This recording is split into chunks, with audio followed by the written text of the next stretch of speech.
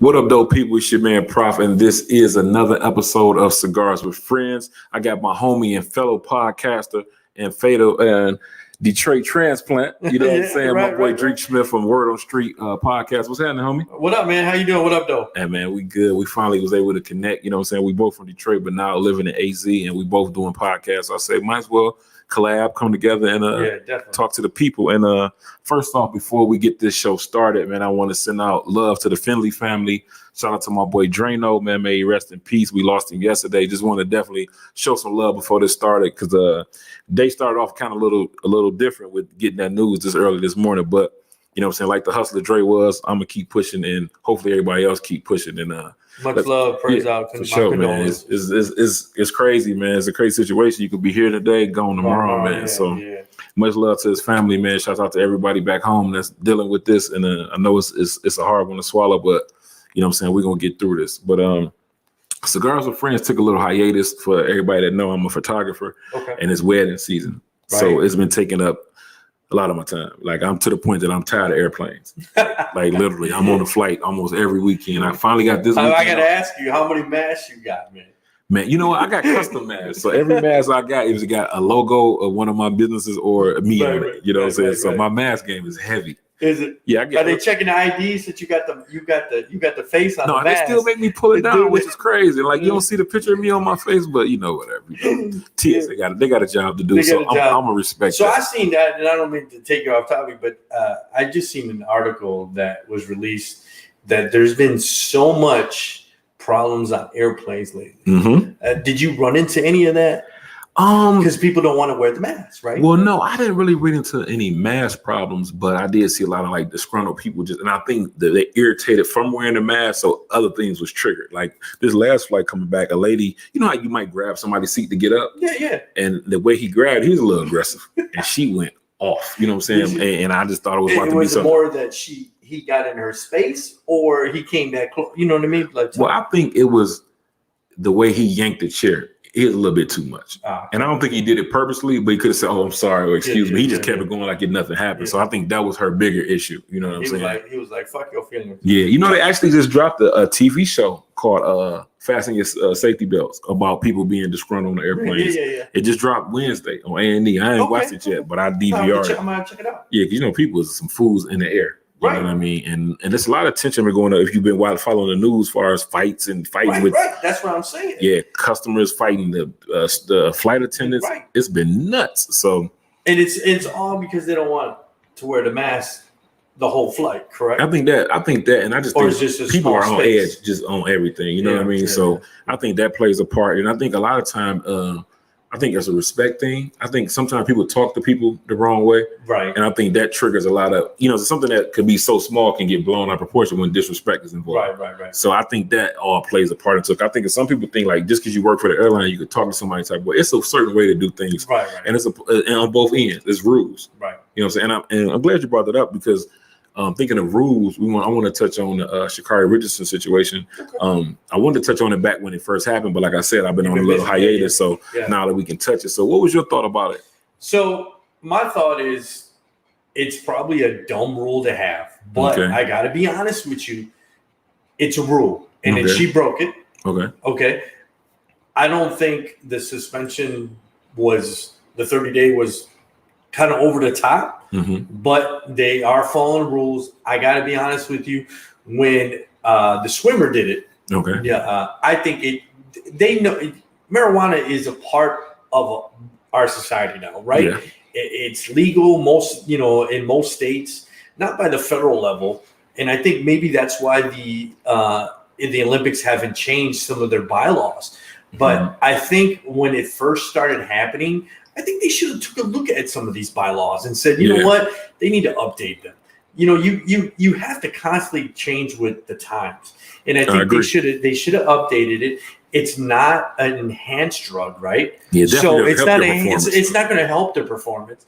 She went through some things. She was going through some things. She had some stuff with her family. She had some personal issues. People. I don't smoke weed, and a lot of people deal, when we were getting high in the 90s, we were just getting high. Like, you know what I'm saying? But marijuana can be used for, people that are having problems dealing with life. Yeah. It's an escape. Yeah, it's escape. It helps them deal with things. So for her to deal that, she's not doing it to get high and go get all fucked up and go just sit on the couch. No, she's getting it because she has anxiety, she has depression, all that stuff. So that's, to me, like I said, I think that should have been changed a long time ago. Yeah. It is a rule that she broke. Yeah. But like I said, I think unless they're, abusing those situations where she's not going, not showing up during tryouts or not showing up when she's supposed to, that's different. Mm-hmm. But if she is doing her job, which she was obviously doing her job, doing a great job at right? Yeah, I think they should have looked at it and said, you know what, we're going to have to say we'll slap you on the wrist, and we're going to have to really take a look at these rules. Yeah. So, but that's my thoughts. That's my thoughts. Yeah, I'm kind of similar with it. I had mixed feelings. Like, I think that testing for marijuana is something that's not enhancing. Right. I don't think it's irrelevant, and it's legal. But I know that the Olympics is not a USA thing. Correct. It's international. Correct. So it's different sets of rules. And she broke the rule, and she owned up to it. Right. I respect her for that as well. I think we're more mad than she is for what she's giving off. But I just think that maybe the suspension could have been lighter, or it could have been done after the Olympics. It could have been some type of adjustment, or especially your first time getting in trouble. Right. And I think it could have been suspended to something else or a different time, just that close. And then the way it timed up, exactly enough days for her to miss the Olympics. So I don't know if it's a guideline or a scale. Like, if you get caught with this, it's 40 days, 30 days. You know what I mean? So right. I think they need to show a little more transparency so we can understand as fans to know what's going on. But I respect the fact that she took ownership of it. She didn't make excuses. I did it. I knew the rules, and boom, and she's gonna move on. And to the end of the day, even if you win her event, you always gonna look as it's gonna be an asterisk next to it. You won because she didn't run. You know what I'm saying? You didn't beat the best. You know what I mean? So I feel for the girl because trauma, man. Even though I remember she was saying she had just lost her mom, right, and losing her parent. I lost a parent like a year ago. Well, it'll be a year in August, and so and it's different, bro. You know what I'm saying? Like, I dealt with depression. I dealt with a lot of shit from it and I didn't even know I even had those type of feelings in me. You know what I'm saying? I might be sitting down one day and it just hit me randomly. So I understand. Then you're dealing with the weight of the world. You're under a microscope by everybody's watching your every move. You running, and you know what I'm saying? And being a former athlete, I know how that is to just have to show up. Right. And luckily I was in a team sport, so I can lean on teammates. She's in an individual sport. Well, that's all on you. You know what I mean? So I just, send love to her, and I hope everything, she going to bounce back, and she going to come back even better. And I think the world championship is after the Olympics, so she can compete in that as well. So she going to do her thing. She getting love from a lot of different places. A lot of people are supporting her. Yeah, so she just did that Beats commercial with Dre and Kanye. Right. So she going to be all right, because at the end of the day, you don't really make that much money being on the Olympics. You know what I'm saying? And her popularity is going to feed her regardless. So far as financially, I think she'll be straight. But I know if that's a goal, to have a gold medal, that's something she wants to achieve. Because I know how being like in high school, I was suspended my junior year of high school to the playoffs. Even though we still won state, I don't feel like I won. You know what I mean? I feel like I'm not a part of it. They said I was illegally recruited. I left a private school and came to a public school. That sounds like bullshit to me. I mean, the crazy part about that, man, like they gotta call bullshit on that one. Man, the way they played it, man, they made it seem like because I had went to Vegas with the team, right? Right. They made it seem like they took a poor kid to Vegas and blew my mind and made me want to switch schools. But I go to Vegas every year it was Adidas tournament there. Every year I went before I transferred. So it's nothing new, but that's the way they played it, and that's the way it weighed out. So at the end of the day, it was some bullshit for sure. You know what I'm saying? But I know that feeling of missing out on something. You know what I'm saying? I could never get those 8 games back. You know what I mean? So to this day, shit, at fucking 41 years old, it crosses my mind. Right. So I understand that what she's going to be dealing with, thinking about the what ifs, and you know what I'm saying? Because you never know what can happen. What if she get hurt next year? You know what I'm saying? Right. So an opportunity that was missed. So I just hope that everything works out for the girl and she bounced back. So I got a question for you, since you play basketball and the what ifs and all that. So as I'm watching the men's basketball, I see some superstars that are not there. What's your thoughts on that? Because when I don't see a Curry there, I'm like, why not? Well, I mean, they got to win. You know what I'm saying? Yeah, I think their team has been broken apart for trades and injuries. So that's really, it took them out the wave. And at the end of the day, you got to win. And the other teams was outdoing them. You think it was no LeBron, no Curry, no KD, none of them made it to the finals. You know what I'm saying? But think about it, because more so is just the individual. Like Curry didn't have the help he needed. LeBron didn't have the help he needed because of injuries. You know what I'm saying? Right. And KD didn't have the help. Minnesota got a team. The Suns got a team, you know what I'm saying? So they had the other pieces, not just the stars. Like, even though Giannis is the stars, Middleton, Drew Holiday, you know what I'm saying? All those other guys stepped up when they needed to. Right, so that changes the element of the game. Like, even with the Suns, with the run they went on as a team. Booker was going off. CP was going off. The other guy was going, you know what I'm saying? It was like those pieces of the puzzle was coming together when it needed to be. Right. And when you ain't got those pieces, it's hard to carry that weight by yourself. Right. You know what I'm saying? I agree. So I think that's the, you know what I'm saying, the catalyst of to why they wasn't in the playing the last week. You know what I'm saying? Right. Exactly. Right. But what you think about the Suns run though, man? Because being that we're in Phoenix now, I kind of adopted the Suns as my team, because like I don't even know who's on the Pistons. I'm gonna be honest with you, I couldn't tell you who was the coach or nothing. Dwayne Casey's the coach. Okay, because I'm so out the loop. Right. I thought the Suns actually had a phenomenal season. Yeah, it did. I really do. I gotta give hats off to the coach. He did a phenomenal job. Mm-hmm. I know when they interviewed him about CP3, he said, when I was in New Orleans, it was New Orleans, right? Yeah, the New Orleans Hornets. They bumped heads, and his coaching style was, look, you play basketball. I'm gonna give you what I need you to run, and that's it. There's no interpretation. Oh no, I got this. I'm not gonna listen to the coach. I'm gonna do this. So there was a lot of bumping of heads. And then now that he's with the Suns, came together and matured. They both matured. Yeah, he moved on and he said, you know what? He gave the ball to CP3 and says, "This is your team. You got to do what you got to do. I'm just here to help." So I thought that was great that he said that. And then when he went in after the Bucks won, he went in there, congratulations. So I said, man, he got great character. Yeah, that's awesome. Ain't nothing like having a good coach, though. You know what I'm saying? Then a coach that believes in you like that makes you play better, because you got that confidence. You're not playing if I fuck up, he can pull me out the game. You know what I'm saying? Yeah. So I think that definitely helps, and I definitely was rocking with the Suns this year, because we here. Like, you know what I'm saying? Like I said, we get mostly all the games on TV, so it was more games watching, and then just to see they run, man, definitely was a good look. I wanted CP3 to get him one, you know what I'm saying? But 16 years. Yeah, you know what I'm saying? But hey, you got to do what you got to do. They got to take your bumps. Yeah. It ain't given to you just because you haven't been there. You know what I'm saying? You made it, so you got to do what you got to do to win it. Right. And they didn't do that in the clutch, and Milwaukee boys stepped up, and you can't do nothing but, you know what I'm saying, respect them and salute them. Right. And they did their thing. Like, it was definitely fun to watch. It was a 50-year drought. Milwaukee was definitely overdue. And what I love about it is, we had the conversation. It's a small area. Milwaukee's not the huge LA. It's a small market team. It's just a small market team.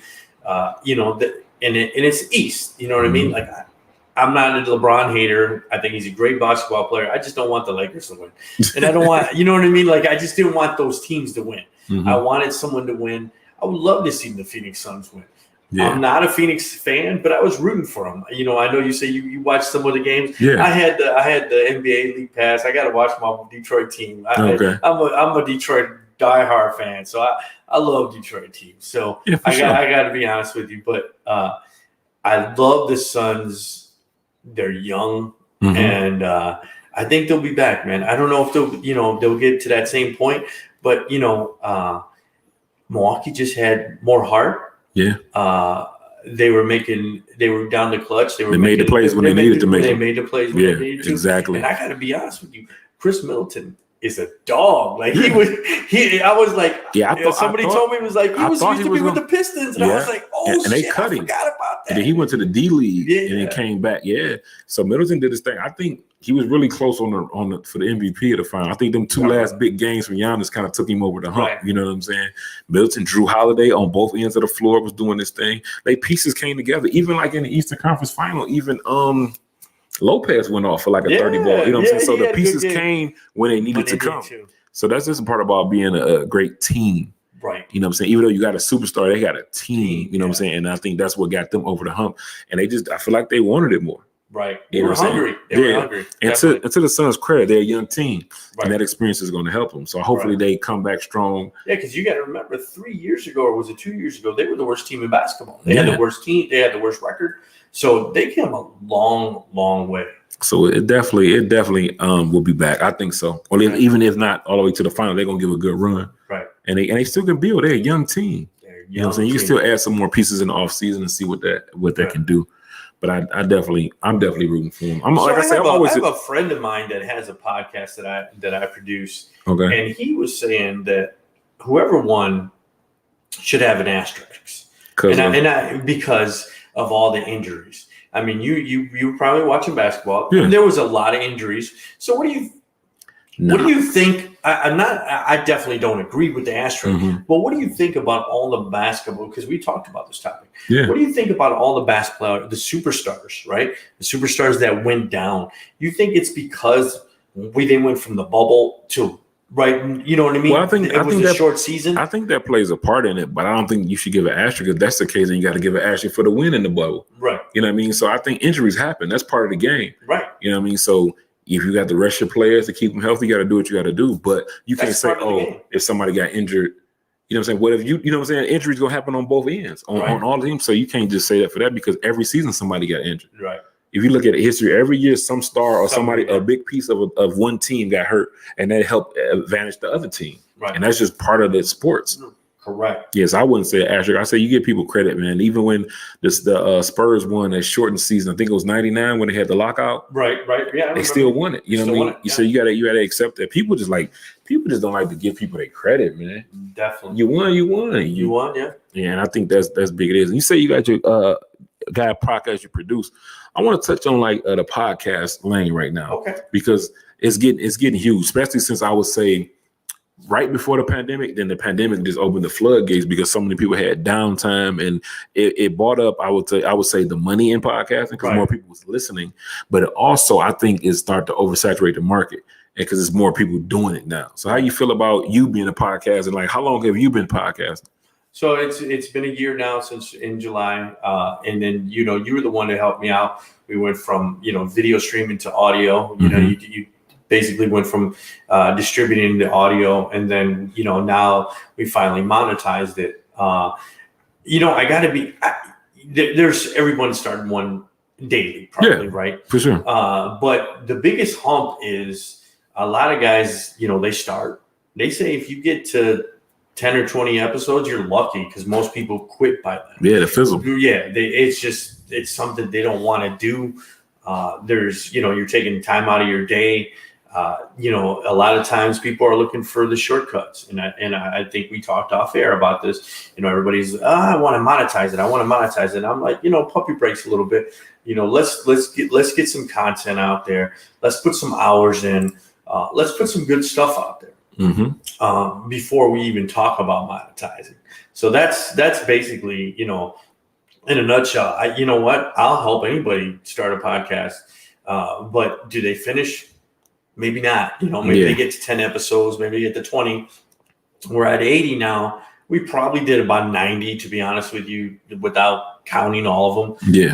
What are you at? 300? No, if you go total, from first start, because I first started in 2008. Okay. I was using a blog talk radio. You're actually doing a podcast on your telephone. Okay. You know what I mean? So if you count all those, I'm at a few hundred episodes, but just this new rebrand of Realist Radio Network, I'm it's 60. Okay. So we had 60 over all the shows collectively. And like I say, it's the thing about it is just trying to be consistent. You know what I mean? And especially when you're doing shows that's guest oriented, you depending on other people to be a part of your show. So if I don't have a guest this week, I can go there and talk, but I don't want to just go there and just be rambling just to keep the show going. So I want to keep up the quality and the consistency of it. So, I love doing it. I like to talk, you know what I mean? So I don't have no problem with doing it, but it definitely takes work. And hey, look, right now it's midnight in Detroit. It's 9 o'clock here, but we working, you know what I mean? Right. And I still got to go edit pictures and do all this other shit. So, and this is not paying any bills. Right. This is really a passion that right now. Right. It's getting to the point where it's getting there. But like I said, it's a thing I love to do. And I love to produce, so I love to create. I posted on my Facebook the other day, asking people what's their passion. I never responded, man. I wanted to see what everybody else had to say. And my passion is creating. I like to create. I like to create images when I shoot pictures. I like to create video when I film. I like to create podcast content. I like to produce other people's podcast. Like, you know what I'm saying? I do flyers and graphics and shit. Right. Everything I do, I like to create. I think that's my thing. And this is another big part of it. And I reach people. Like, you know what I'm saying? Even when we shooting the shit, you giving out information. You know what I'm saying? We helping people. And we might turn you on to some shit you didn't know about. You know what I'm saying? So I think that's the reason why I think I'm sticking with podcasting. And then like I just had a vision of it. I had a vision in 2019 to start a network. And it's coming to fruition. We have an app, you know what I'm saying? People can download the app and listen to it, watch the live videos on the app or Facebook or YouTube. So we're just trying to touch different things, and we steadily adding shows, building it up. And I just think like it's a good space for independency. You know what I mean? Like you might want to do radio, but you know, radio might not be calling you because radio was starting to fizzle too. Right. This is the new wave, and anybody with a cell phone can have a podcast. It's that simple. Even though we got all the shit we have, you don't need it per se. But if you want your quality up, of course you want to, keep going. But you don't need it. We started off with a cell phone. I started to start my podcast in 2008 with a flip phone. Damn. Through Blog Talk Radio, and it had where you talk through the phone and use a computer to control the board. And we grew from that. Took it, started, and then right now we've been as consistent for almost 2 years. And like I said, is building, man. We got multiple shows, and I'm loving the feedback. I've getting a lot of good feedback from it, and people that like some people, man, don't even like it or share it or anything, but they listening. Because I had a guy run to me, hey man, I love your podcast, and I have a photograph memory. He never liked it, never shared it, never commented, but he's listening, which is cool with me because we'll take that view. You know what I'm saying? And then just trying to build it, man. Like I say, it can get to the point where, you can get frustrated sometimes when shit don't go how you want it to go, or, being busy and still trying to create content that's, people that want to listen to. And, but I love doing it, and I'm not going to stop. I think this is really my retirement plan. Right. Like when I want to really stop shooting pictures and doing all that and all this traveling back and forth to shoot weddings, I want to be able to sit down and create content for myself and other people. And this is giving me the platform and the independency that I own it. You know what I mean? I don't have to get no approval from anyone. If I want to shoot in the middle of the night, I can just set up and shoot and then post it when I want to post it. And we run it with it like that. And it's like I say, it's reaching people. Right. You know what I'm saying? And I help people too. Like I didn't help start a lot of people podcasts or other different things because of the information I shared. I'm not hoarding information. Like when we first met, I was like, hey, you could do this and do that. I'm not telling you what to do, but I'm going to give you some options. Right. And you took it and ran with it. And now you're monetizing. No, yeah. You see what I'm saying? So when you win, I feel like I win too. Site, see what I'm saying? You got the merch, you know what I'm saying, doing your thing. So and that's good. Like when I see you posting or people posting your merch, I feel like that's a win for me too. You know what I'm saying? Like because somebody I helped winning, that's a good thing. And I think we as a people of color, man, need to start looking at it like that. Like even like if it's not monetary, like it costs you nothing to like and share somebody's stuff. Yeah, you know what I'm saying? That costs you nothing to like and share somebody's podcast or somebody's merch that they selling or anything. You know what I mean? So if we could support each other, push each other, and just keep the thing going, and it could be a good thing. And it can actually, if it's played right, can be start of creating generational wealth. Yeah, definitely. You know what I'm saying? But I know you do the show, but I gotta give hats off to my co-host. Tori Savage, Kitty, Alex Sportsmouth. They definitely, we make the show. You know what I mean? Yeah, for sure. Yeah, so we vibe off each other. We have good times. I know we go into the rabbit hole, like I always say. We go off the charts sometimes, but we talk about a lot of crazy shit. But man, we got a good vibe. So it definitely. I love the show. I love the way it's going. Great. Like I said, we got the merch out, and then you helped me, I helped another guy, and hopefully help some more people. Pay it forward, man. Yeah. That's how it's supposed to be. Yeah, definitely. And I think that's just something that we need to do as a culture. You know what I'm saying? And because there's so many things that we could be doing. I think more of. You know what I mean? Like it starts somewhere. You know what I mean? Right. And I think a lot of times, like I remember when I first started photography, I had a guy that was helping me out. Like, showing me a little love, showing me, giving me little tips. And then as I started excelling, he started falling back. Like, I seen the energy shift, you know what I'm saying? Right. I'm like, bro, like, I'm only can be one place. You know what I'm saying? So I'm better as an ally than the enemy. You know what I mean? Like, if it's only one Saturday a week, right? Right. I only can be at one event. Possibly two if it's something early in the morning. But if it's a big event, I only can be at one. So guess what? When somebody called me for that date, I'm going to shoot them to you. You know what I'm saying? Like I was talking with a coordinator, and they said they was thinking about, stop coordinating because everybody's doing it. And I told her the simple thing. I said, go to the grocery store, go to the bread aisle. How many brands of bread you see? People gonna pick what they want. Don't get discouraged because a bunch of people doing it. You just do your job your best, and you're gonna do your thing. Yeah, most definitely. It's just as simple as that, man. And I really like doing this shit. You know what I'm saying? Right, I really like doing it. Like usually we'd be outside smoking, but there's a fucking windstorm right now.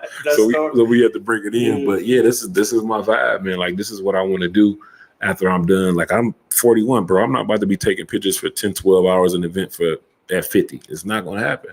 Right. And this I think is gonna be my transition out of that is gonna be into just this and producing shows.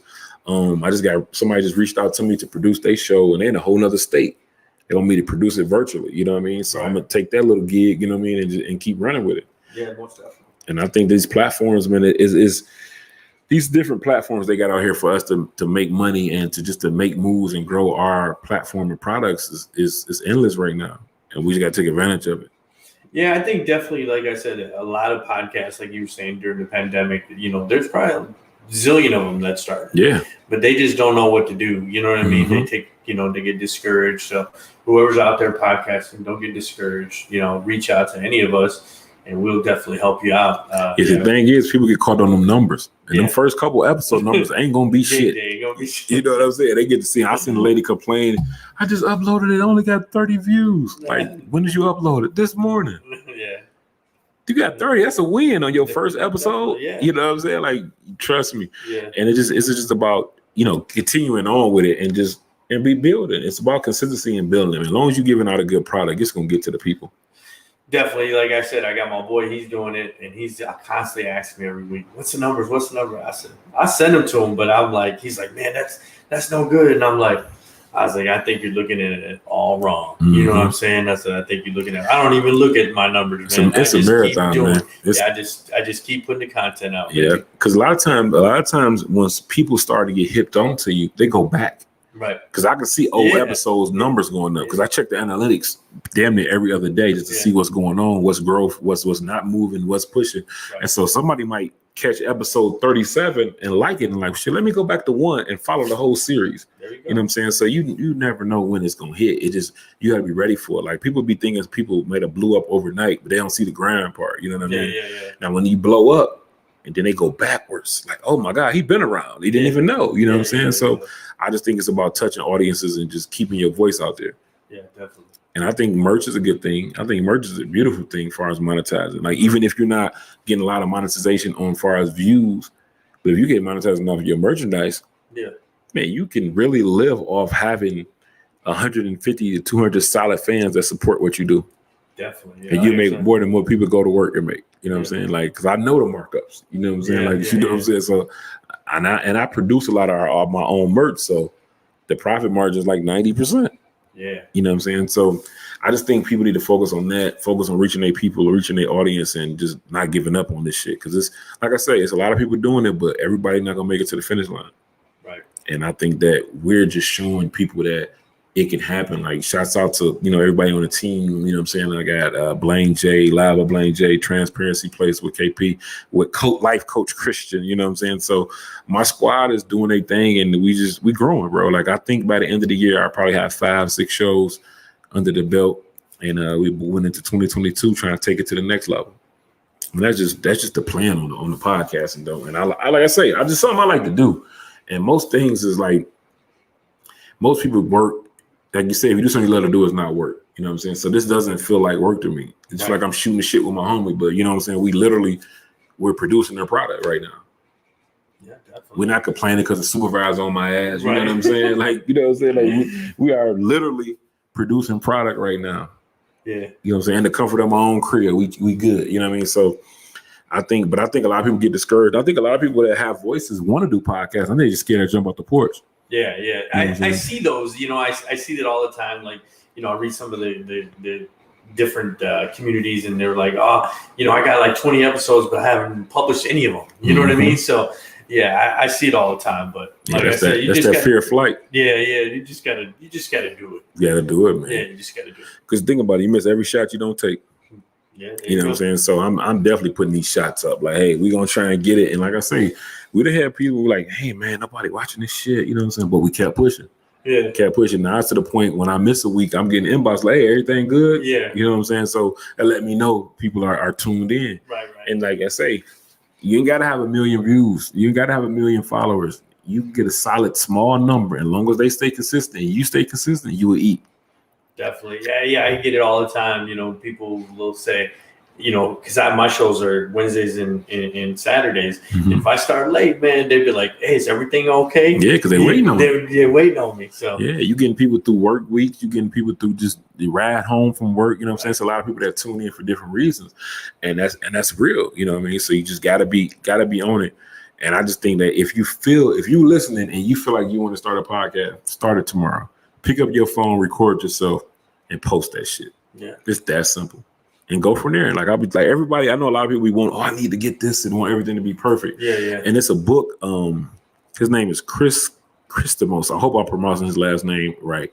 He's like the founder of Podfest. Okay. Which is a big podcast convention that usually happened in Orlando, but because of COVID, they didn't have it in 2021. But I had it, they did it virtual. But I was there in March of 2020. And he wrote a book called Start Ugly. And that was the thing, like, quit trying to wait for everything to be perfect. Just start it. Right. And then grow from there. And like that's always pushed at the people when they ask me about podcasting or getting started. Start ugly.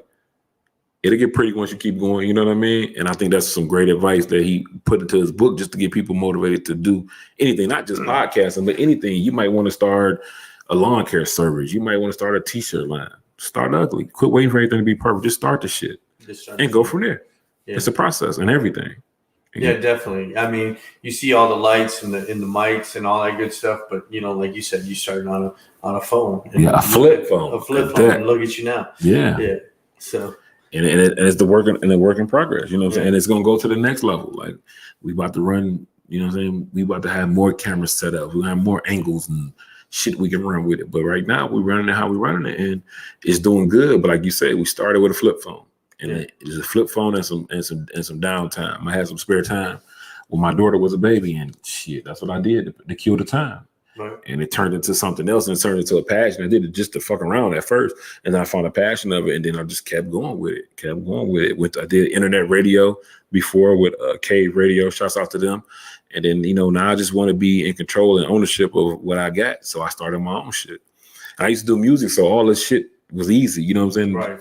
It's pretty much all parallel. So, like I say, we did it. Congratulations, bro. Well, thank you, brother. Thanks, man.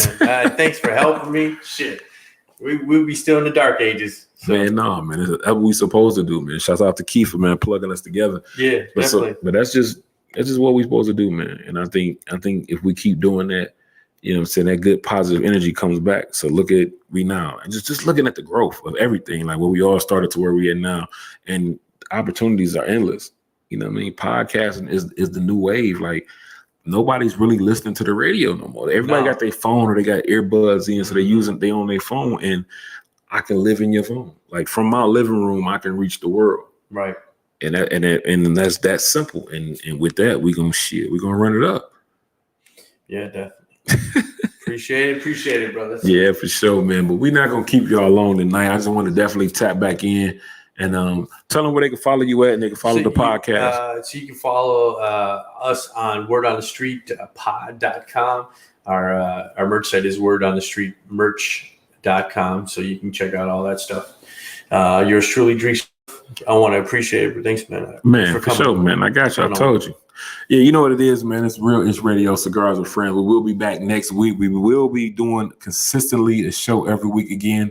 Like I say, I'm a traveling photographer. My schedule's been crazy, but I'm freeing up time because I actually miss doing this, and people have been actually saying they miss us doing it. So we will be back. Like I say, it's monsoon season in Arizona right now. That's why we don't got the sticks in the air, because I don't want to stink my house up. We're usually outside on the patio, but shit, the wind is blowing, throwing stuff everywhere, and I'm not about to damage my equipment just to smoke some cigars. So make sure y'all stay locked in. Make sure y'all download the app, realishradioapp.com. It's a free download, works on iOS and Android and on your desktop. Make sure you follow me on Instagram at realishradio and also Privacy313.